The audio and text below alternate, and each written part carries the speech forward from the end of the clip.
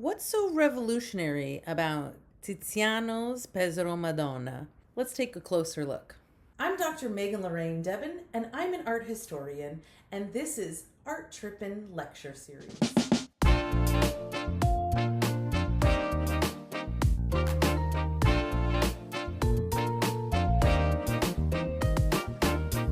Hi, I'm Dr. Megan Lorraine Debin, and this is Art Trippin.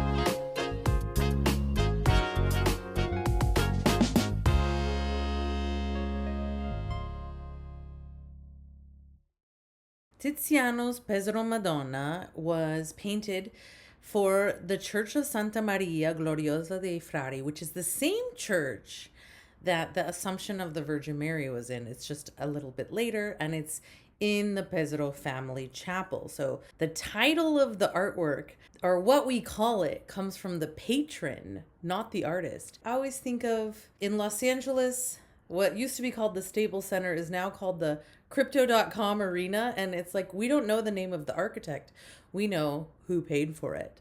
So in this case, the Pesaro family, a very powerful family in Venice, pays for this painting of the Madonna, who is depicted wearing this red dress, seated on these stairs, holding little baby Jesus. We also see in the lower part of the frame the patron, Francesco Pesaro, depicted in the lower right. He's the one kneeling down with this sort of cape on. We also see a depiction of Saint Peter, who's wearing the blue gown with the yellow fabric and the key at his foot. These are the keys that Jesus gives to Saint Peter to kind of found the church. And the artwork was commissioned to celebrate a victory in 1502 against the Turks that was led by the son of the patron, Francesco Pesaro, Jacopo Pesaro. And so he is depicted to the left of St. Peter wearing this armor and holding up the flag with the papal coat of arms.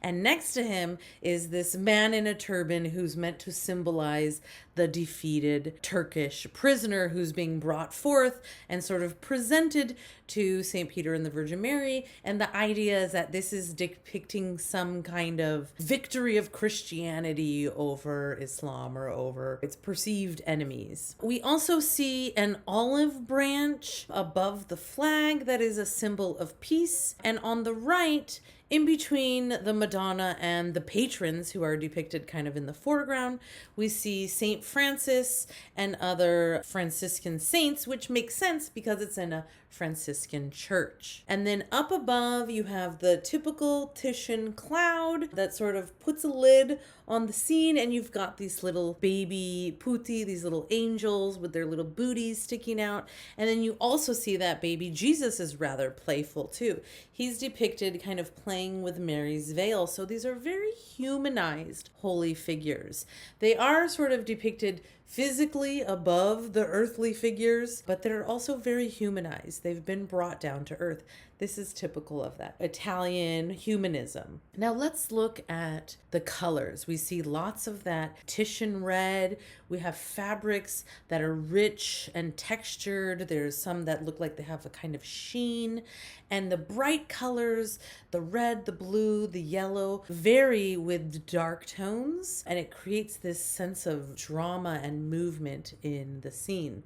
We also have a great deal of attention paid to the details of the various textures. And remember that this light of Venice sparkling on the waterways would be seen as something that would help to illuminate the image. Now, stylistically, this is a little bit different from typical Renaissance art.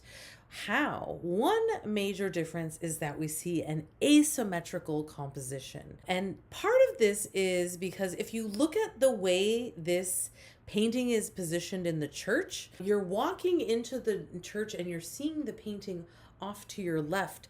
So you would approach it from the left, and so you would see this kind of diagonal image going up the wall with this asymmetrical composition. Now, in contrast, in most traditional high Renaissance art, we see devotional figures placed in the center of the painting. I mean, even going back to medieval art, the holy figures are almost always front and center because they are meant to be the focus. Now, in contrast here in this Tiziano, we have the holy figures kind of off to one side in this diagonal composition. This strong diagonal line of these figures moving up the stairs creates this sense of movement in the painting that is kind of a predecessor for the Baroque period's more complicated compositional techniques. In the Baroque period, we will see lots of strong diagonal lines, but instead, we're still firmly in the High Renaissance. So this is one way that Tiziano is a bit of a trailblazer. Another thing that I want to point out about this painting is that if we look at a close-up of the patrons, we can see again that they have painted themselves into the painting. This is something that we see back in the early Renaissance. Think about Masaccio's Holy Trinity, where the patrons are depicted kneeling in the foreground. I love this little detail of this younger boy, this young child, a member of the Pesaro family who's looking out at the viewer. You can see that pretty much everyone else in the scene is looking up at the holy figures, but this one little child catches our eye, and I love these instances when the artist is kind of breaking that wall between the painting and the viewer. Another thing that you will see if you look closely at this painting is this typical impasto technique that we associate with the Venetians. They are again known for their technique of laying on paint really thickly so that it stands out from the surface and leaving visible brushstrokes. So if you look closely, you can see some of this virtuosity with the paint, which is very different from the high Renaissance of, say, Raphael or Leonardo da Vinci, where we have these very smooth, very flat, very precisely rendered surfaces. The Venetians are a bit looser and more playful with their application of paint. Hopefully this helped you gain an understanding of Tiziano's Pesaro Madonna. In the next video, I will look at another Titian painting. In this case, we will look at the Venus of Urbino. Stay tuned for more Art Trippin lecture series.